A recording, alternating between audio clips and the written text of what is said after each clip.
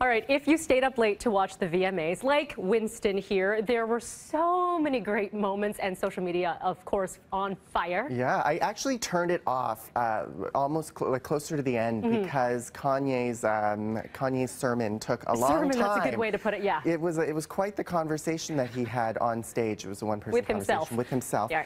where he went on about the music industry and how he felt about everything and what led him to where he is today. And then he kind of ended with his mic drop where he announced he was going to bid for the presidency. Bid for the presidency. Right. Yeah. Where Kanye for president blew up on Twitter and Kanye 2020 blew up on Twitter. So where does it end, Winston? Where does it end? But it's crazy to see how social media plays a role in these awards shows now and in anything that happens on TV. I mean, people are so quick to instantly react.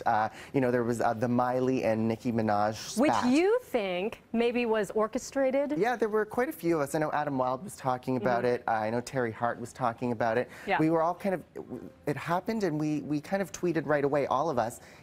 Was that staged? Was that real? Sure, there were so many moments, and Adam's going to have some more highlights coming up in Entertainment City in just a bit. But what were most people talking about? What is it, Kanye? Kanye was definitely up there. Yeah. I mean, Perez Hilton tweeted about Kanye saying, if it weren't for my job, it would have hit the mute button by now, because a lot of people were tuning out by the end of it. So yeah, the Nicki Minaj thing, of course, Justin Bieber's big return. His hair! We've got to talk about his hair.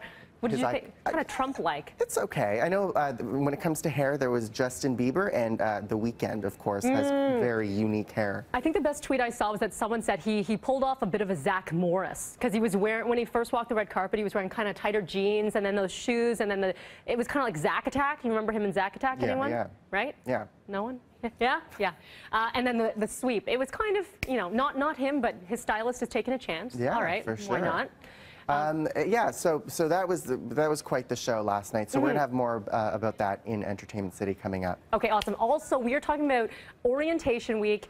You're going to Ryerson, we talked about earlier. Jen will be live there as well. I pulled a couple tweets just to encapsulate how people feel about Orientation Week in general. You know, I'm much more nervous about Orientation Week than what the course has in store for the next 4 years, and that's what a lot of students are feeling. Yeah. So we want to throw it out on Twitter, and I'm going to tweet it out in a couple seconds. What if you could pass on a piece of advice to first-year students? What would it be?